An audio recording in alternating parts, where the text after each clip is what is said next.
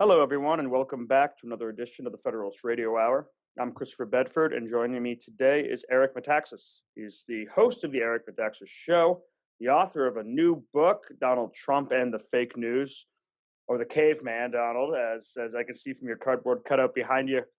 Your books also include one on the British statesman who led the fight to end slavery, Amazing Grace. It's called William Wilberforce and the Heroic Campaign to End Slavery. You wrote a book called Bonhoeffer, a pastor, martyr, prophet, spy, about Dietrich Bonhoeffer, the Lutheran pastor, writer, anti-Nazi hero, and martyr. And a book on Martin Luther, the man who rediscovered God and changed the world. Christian writer, we've recently been in the news, not just for your humor, but for maybe doing something that a lot of Americans wish they could do from time to time, which is teaching an Antifa goon a lesson. As well as, of course, plugging your book all over and your writings on woke Christianity. So you've written a lot about Germans, not just Donald Trump, but Bonhoeffer, Martin Luther. So we'll start off with an easy one. Yeah. German Empire sacks Rome twice, splits Christianity down the middle, wrecks Europe with World War I, feels bad about it, so wrecks Europe with World War II, feels bad about it, so wrecks Europe with open borders. So make the case here, as someone who studied a lot of these folks, what makes Germany not the worst place in global history? Oh my gosh. Well, listen, that's a fun. I didn't expect you to start there. I thought you were going to start just with something goofy, like tell me about your dumb new humor book, Donald and the Fake News. I can handle that. You know, honestly, I guess I'm eclectic, right? And I think it confuses a lot of people because I've written a number of serious historical books of, you know, some serious length and vocabulary and interesting ideas, historical and theological ideas. And then I do goofy stuff, you know, even on my radio TV program, crack jokes, write humor books and stuff.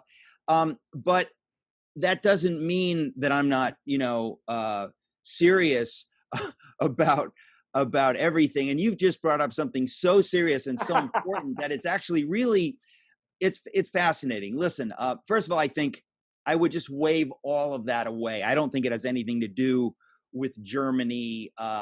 It's, in other words, I think it's a stretch.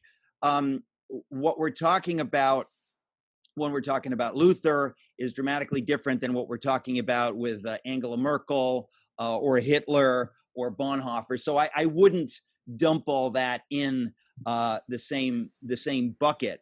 I will say that there is a direct relationship with what Merkel has done with the open borders and effectively allowing so-called refugees into Germany. That is a direct result of guilt.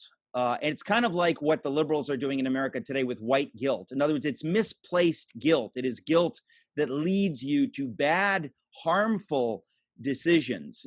Germany had a chance, and I just spoke about this the other night on Tucker Carlson. I mean, you have people that couldn't care less about, let's say, Christian values or any values or people being made in the image of God.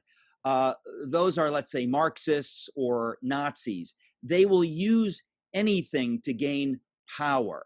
And what happened in Germany in the 30s is happening in America today. It's been happening in Europe, where you have a number of conflicting, confusing things. And you really have to understand what is happening so you know how to react. And so what I mean to say is that right now, for example, we have BLM and Antifa, which are absolutely Marxist, but they will use people who really care, let's say, about blacks and about those who are suffering and those who are they will use them to further their Marxist agenda. And that's precisely what Hitler did in Germany. And so what he did was he fooled the church so effectively. He caused the churches to say, well, he's saying some good things. What they didn't understand is that if you ally yourself with this guy, you are riding on the back of a tiger. He is going to eat you. Don't be fooled. Run in the other direction. Oppose him. Do anything you can. They were fooled. Similarly, in America today, you have a lot of people, well-meaning people, many of them evangelicals, who say, well, I'm for racial justice, or I care about, and so they're moving along with what's effectively a Marxist movement that couldn't care less about whether somebody's made in the image of God. Karl Marx was himself a vicious racist. And so it's hard to see all of these things. And so the reason Angela Merkel did what she did is the same reason that you had a lot of these woke lefty churches going along with Black Lives Matter, the Marxist organization. They're just guilty. They don't know what to do. Angela Merkel and the Germans have been hanging their heads in shame for failing to stand up to Hitler. The church failed to stand up to Hitler. And so in a sense, they double down. They make the same mistake again. So obviously there's a lot here. My Bonhoeffer book, I knew when I was writing it that it was somehow prophetic. I didn't want it to be, but I thought I can feel this happening in America today. The irony is that it's not that we have an authoritarian dictator like Hitler. On the contrary, we have forces that are effectively fascist forces, PC forces, again, Antifa, BLM, the cancel culture, that are cultural bullies. And they don't have an argument, so they have to use cultural pressure and threats. And when they can, they use guilt, white guilt, misplaced white guilt, as Shelby Steele, the great Black writer, has written about. And so we have a situation in our country right now where many people are confused, just as many people in Germany were confused. And it's our role, I would think, to clarify, to help them to understand what is really happening. And I think I want to make clear up front that if you really care about racism, you will know that Black Lives Matter is openly Marxist, openly against the values of Black Americans who are mostly Christian, against the values of the nuclear family, all of these things that would actually be a big blessing to Blacks if you care about Black lives. They're against that. And so there's tremendous cynicism. And I think as Americans, we're very open-hearted and often naive when it comes to actual evil and actual cynicism. And so that's really my long answer to your confusing question. So you write about a lot of serious things. You deal with a lot of serious things. You understand that there's an evil here that's threatening us, and a lot of people don't understand it. And yet you've still found the time with your writing and interviews and radio show and schedule to write an entertaining series, Donald and the Fake News, Donald Drains the Swamp, Donald Builds the Wall. These stories kind of tell me what brought you to humor at this serious time, and maybe towards an audience that's younger. Well, I guess, first of all, let me say that the Donald the Caveman series, this is the third in the series. The first one was Donald Drains the Swamp. It's this caveman, Donald Drains the Swamp. Then Donald Builds the Wall. And now the new one, Donald and the Fake News. And the reason, I just want to be clear, I've always been eclectic to the point of, confusing people. And I think people think like Eric used to write Bonhoeffer and write big books, and now he's writing this junk because he's in the tank for Trump. That's nonsense. Good to have a sense of humor. I've never met a genre I didn't like, and many of my heroes, Chesterton and C.S. Lewis, are similar. Lewis wrote books for kids that are some of the deepest theological works I've ever read, except that they're books for kids. And he wrote apologetics, he wrote poetry, the same thing with Chesterton, the same thing with many people that I admire profoundly, that they wrote in all kinds of genres. And so for me, I've always written humor. These books actually are humor books for adults, right? But they look like kids' books. It's fun to have them sort of look like kids' books. And they work for kids because there's nothing vicious or nasty. But adults will get the adult humor. And I really do think humor is important when I think of Chesterton, when I think of Reagan, the happy warrior. When we're battling, we need to understand that if we're battling for the good, there should be joy. If I call myself a Christian, it should be manifested in some kind of joy, in some joie de vivre. And I think that a lot of times people forget. They get overly serious and they're just incapable of laughing and rejoicing. It's a wonderful thing to know there's such a thing as truth and to fight for the truth and the good and the beautiful. And I think that Even since I was at Yale, I was the editor of the humor magazine. I've always written humor. I published humor in the Atlantic and in the New York Times. And I've always felt that humor is an important genre, and you can speak truth in humor. And in these 3 books, Donald the Caveman books, I'm saying things that without any doubt are clear kind of parables of what is happening now. So you can read it and say, I'm not crazy. This is really what is happening. And when you really boil it down, because people always say writing for kids is actually harder than writing for adults, because you're forced to boil it down to kind of a parable level, a simple level. Is this true? And in the first one, Donald Drains the Swamp, it's about what does it mean to lose control of your government to swamp creatures? What does that mean? What does that look like? Why is there a swamp? Well, it's money. What do we do about it? How do we drain the swamp? What's going to happen? We're gonna come up against people that don't like that. We're gonna have to really fight if we drain the swamp. These are simple ideas, but they are at the core of where we are right now in history. And it's important to communicate these ideas with humor, number one, for adults, so we can celebrate and see that we're not the only ones that sees what's happening, but just to be kind of affirmed that this really is happening, that building a wall is not divisive. It's the most basic thing. And here's why we do it. We do it to help people, not to harm people. And in the final one, Donald and the fake news, we have to understand that when people run out of ideas, they go negative. They make up stories. It's unfortunate. It's ugly. But it is happening right now in spades. It's happening big time. We need to recognize that. We need to understand the level of cynicism that we're seeing on the left. And of course, when I say the left, I mean the Democratic Party is today sold out to the left. That was not the case 30 years ago. I mean, we're in a dramatic place right now where you have to understand how far left and how desperate they've gone because Trump has driven them, crazy over the cliff.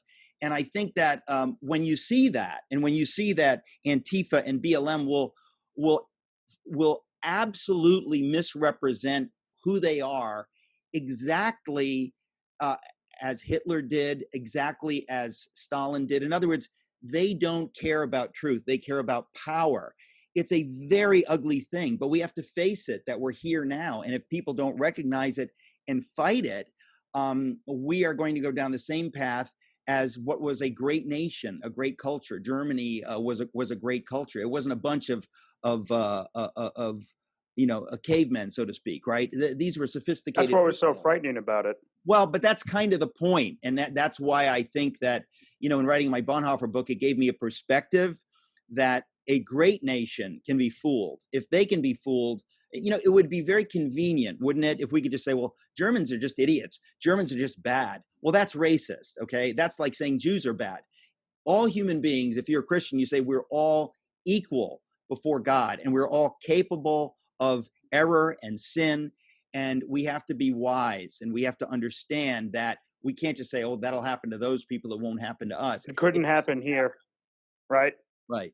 It's one of those things that it's just an absurdity to say it couldn't happen here because, of course, it could. That's what's so darn frightening about it. And I would argue that it is happening. In other words, nothing happens the same way twice, but it's the same co-opting of institutions. It's the same lack of courage. I mean, when you see corporations and the NBA and the NFL being, on the one hand, tremendously cowardly, on the second hand, being tremendously greedy, saying we don't really care about any values. We're just going to do what we need to do, to keep making profit. But then thirdly, showing that they don't care about America or understand democracy or freedom, very happy to work with the Chinese, even if the Chinese are using Uyghur Muslim slave labor, which is more than simply racist. In other words, we are seeing these things happening among the educated elites. And I think that the deplorables see it more clearly than the educated elites, because the educated elites have been educated to think that, we're all sophisticated and we can all achieve some kind of globalist utopia. We don't need to, to think about these simplistic ideas of sin or, that if everybody simply goes to the right schools and votes for their friends, everything will be okay. Well, in fact, not the case. So humor is a really interesting tool. It can be used for aggression, but it can also be used for a lot of honesty and sometimes aggressive honesty. Because you can say something to somebody that if you were to say it straight, would cut deeply and would cause a rift.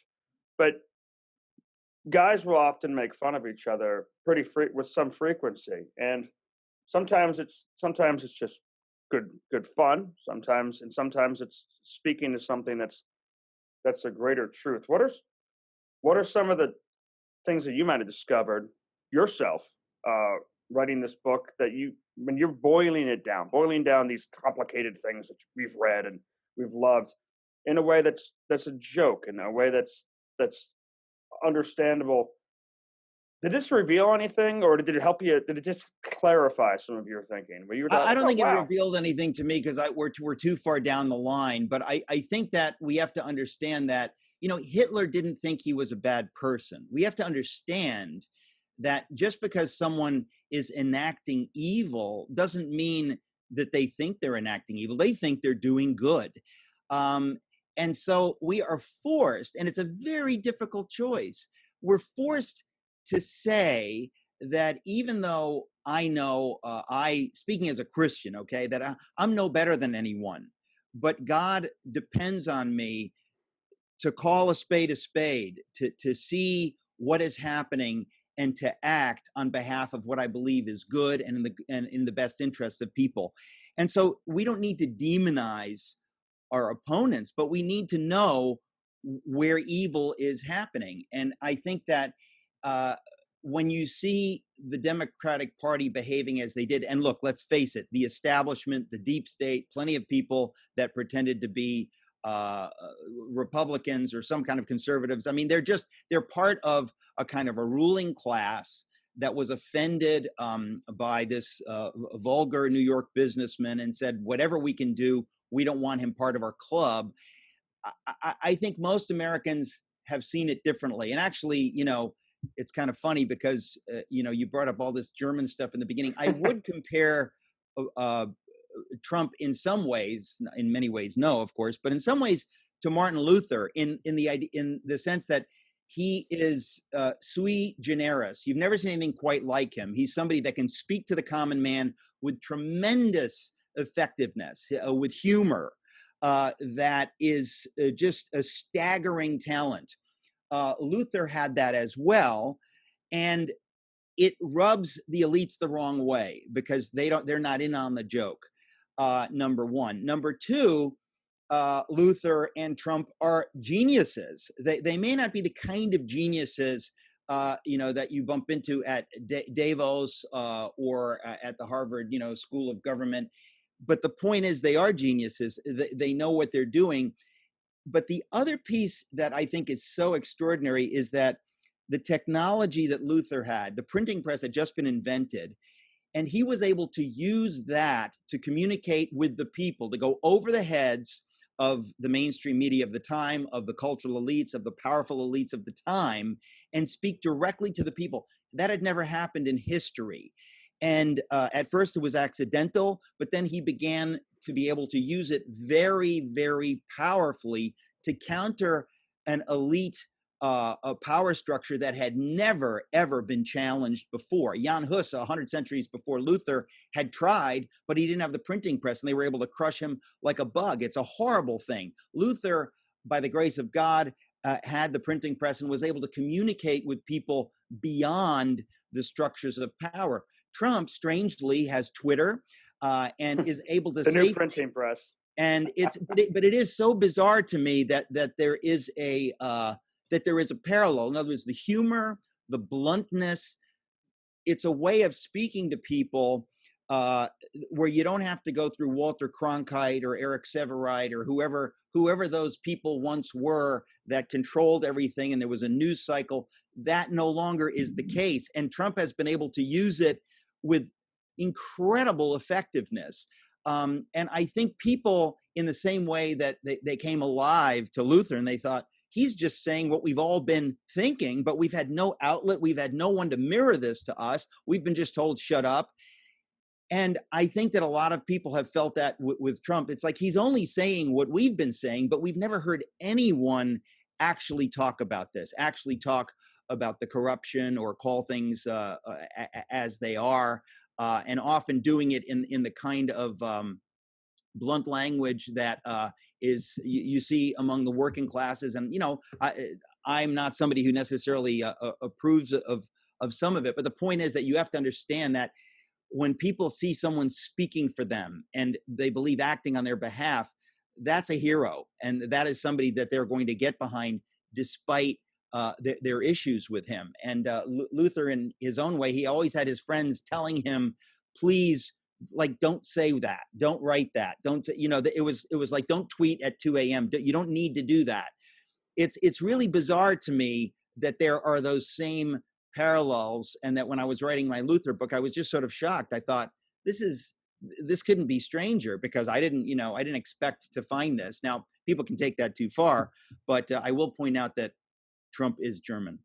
Yes, it is. And that, and so am I, of course. I mean, my mother's grew up in Germany. And me too. Is that right? That's 3 points, I guess, to Germany.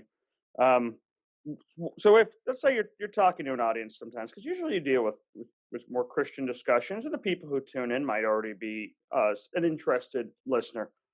You're talking to somebody who says, it's not that serious, Eric. You're being overwrought. It's not, the Democratic Party is still the Democratic Party. The Republican Party is still the Republican Party. It's a two-party system, and America will be here in 100 years. What's something that you would say to them, or one thing you might point to? I could say 100 things to them. The first thing I'd say to them is, you are absolutely wrong. You might lose them there. And I wish, no. I wish you were right. You have no idea how I wish you were right, because it would be a wonderful thing if that were true. Trust me when I tell you, I wish from the bottom of my heart that were the case. But I think that the Democratic Party has swung so far left, they've lost control. Listen, so what's the issue though? Like, what would you bring up as, like, and they're doing this? Okay, well, let's just say this. They are allowing Marxist socialist voices to be so loud that it should scare every single American. That was never the case. Can you imagine JFK or Jimmy Carter or even Bill Clinton? I mean, none of them. These were centrists. These were people who understood America and who were maybe different from the Republicans, but not on the fundamentals of understanding the free market. What's that? We had FDR's former vice president, fortunately not his vice president when he passed, who was a socialist, later on removed from the ticket. So we've had them nearby, but even to your point, they weren't as vocal as they are right now. They weren't marching in the streets. Well, but it's not just that. It's the fact that we didn't have the history back then. In FDR, we couldn't point to decades and decades of failed socialism and the horrors of socialism and communism. Now we have that. Now the facts are in. Now we have 50 plus years of democratically controlled cities. When LBJ was in office, we could say, hey, who knows? Maybe if we spend trillions of dollars, we can solve these problems. We now have spent many, many trillions of dollars. The facts are in. American cities are destroyed. Black communities are destroyed. What has been done, we now have the evidence.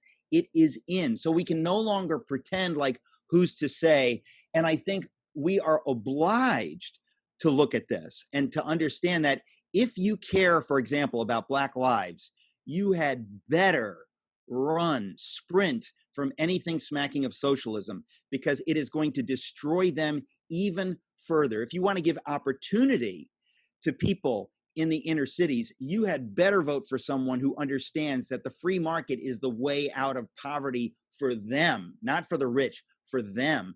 These are facts. And I would beg my friends who don't think that we're at the precipice where we can lose all of this, to look at these kinds of things. Look at the fact that Betsy DeVos is fighting for school choice. School choice, it's the most basic thing that if you are in a crummy neighborhood and you want your kids to get ahead, you want the ability to use the free market and to say, I choose that. I choose that school for my kids. The idea that we have an entrenched ruling class in the teachers union and in other places that are saying, no. It is pretty clear that they don't care about kids. They care about themselves. you have to call it as it is. That's one very dramatic example that if you care about the poor, how can you allow teachers unions to get away with this? If you care about the poor, how can you allow people like AOC and others to blithely talk about redistributing wealth, the Green New Deal? This is all madness. And I don't see anybody in the Donald Trump administration taking any of this stuff seriously. Joe Biden, God help him, has allowed Beto O'Rourke and AOC and Bernie Sanders to be part of some kind of coalition. That is deeply frightening to me. If the Joe Biden of 1985, were running for president, I wouldn't vote for him, but I wouldn't be frightened to death that he is going to push America over the cliff. Today, I don't have any doubt that if Trump is not reelected, we are in big trouble. It doesn't matter whether you hate Trump. The fundamental ideas of constitutional government, the fundamental idea of fair voting, of trying to keep it so that in the election, we know that it was a fair election, that it wasn't stolen, that it wasn't cynically stolen. The Democrats, in their scorched earth policy, they are very willing to destroy faith in our institutions and the peaceful transition of power. All of that stuff to me is very real and very scary. And I promise you, when I say I would be thrilled if I were wrong. Wouldn't it be nice? The evidence, unfortunately, is everywhere, and I beg my friends to think about this. There's too much at stake for us to say, "Whoops, I didn't vote for Donald Trump," and oh, look where we are today. I mean, if the Supreme Court is loaded with judges like Sotomayor and Ginsburg, it's game over for religious liberty. Now, if you don't care about religious liberty, do you care about liberty? Do you care about free speech? We're going to be living under a politically correct tyranny. I mean, we're almost there in the cancel culture. If we don't have people willing to stand against these ugly, fundamentally un-American ideas, there is no America. You can't have an America where the cancel culture, I mean, how is the cancel culture any different from, what happened in East Germany when my mother was a little kid? Or the bands of thugs wandering the streets that we see right now, attacking political opponents, wearing masks. I mean, I've been to a bunch of these Antifa rallies. I know you have. I've known these guys. I grew up on the punk rock scene, so I knew them back then. They're rough guys. They're not out there to build. They're out there to destroy. And it's wild to see their symbol of choice is the guillotine, which is not a symbol. It's not a weapon to use against oppression. There was no guillotine at the Bastille when they were fighting against that symbol, that castle. They bring the guillotine to execute their political opponents once they're in power. It's a tool of oppression, not. It is a worldview that is antithetical to America. But you've seen this just like that night when the senator was a Texan in Iran and Paul and his wife. I've been menaced with them when I was out with a lady and out with friends. You were menaced and you got into an altercation. I mean, look, it's hard to explain what it is like when, I mean, I can take care of myself, but my wife has an injury, can't walk fast. I was with a black pastor, a dear friend, Bishop Harry Jackson, who is quite ill. And at the end of the night, he runs out of energy. He could barely walk. He had a cane. We were shepherding him to his Uber. I heard foul things that no one should have to hear. I don't think we have free speech to say anything. Is the N-word free speech? Can you shout that on a bicycle? There are words and things that, the idea that, it's free speech. When you live in a free country, we have to respect each other. And so the idea that I'm going to abuse what I technically see as free speech, this guy was menacing people on a bicycle. When I say menacing, I mean, practically running people over. Yeah, I've had that happen to me. Stuff. And so what are we to make of this? Is that how good people behave? Is that how Martin Luther King Jr.'s people behaved? We knew when we saw them, they had dignity and that there was something behind them. People who say, I will turn the other cheek. I will be humble and have dignity. These mobs are frightening. They're frightening. We're now seeing deaths. This is the abdication of democratic leadership to provide law and order. The most fundamental thing, what is the role of government? To keep innocent people safe. When government leaders pull back for ideological reasons, that is anarchy right there. It is something we've not seen in America. And I just want to say to people that when you've been in the middle of it, it is so horrifying. It's hard. It's simply hard to describe. And I feel like you wouldn't have to pop them if their dad might have when they were growing up the way you're supposed to, maybe a spanking. But we're against that now. We're against disciplining kids, and to think that it's okay to get in someone's face like that. Well, look, let me be honest. I feel sorry for these people, right? In other words, in the moment you feel threatened, but then you think, what kind of lives do they have? What kind of lives will they have? It is absolutely heartbreaking. I would You give have no religion. You don't know what's important. You think I would give anything to pray with the guy, to have a conversation with the guy that was menacing me. I would love to talk to him. I'm probably twice his age, and I'd love to talk to him about his future. And my God commands me to love my enemies, to pray for my enemies. And when I see folks like this, it breaks my heart. And when you have a government that is not willing to stand up to them, and that in effect is allowing them to hurt themselves, they're hurting themselves. That's an abdication, a fundamental abdication. My heart goes out to all of them. On the one hand, you get angry when you see it. You see your friends and spouse being threatened and this violence. And the other hand, your heart breaks because these are lost young people. I don't know how they got there. I don't know where they're going. But in the United States of America, we ought to be able to do better by those people as well. Well, hopefully they'll stay away from you going forward. But I know you've got to run. You've got a busy schedule promoting your new book out right now, Donald and the Fake News. Check it out. Thank you, Eric. This has been wonderful and another edition of the Federalist Radio Hour. You can follow us online at Twitter. And until next time, be lovers of freedom and anxious for the fray.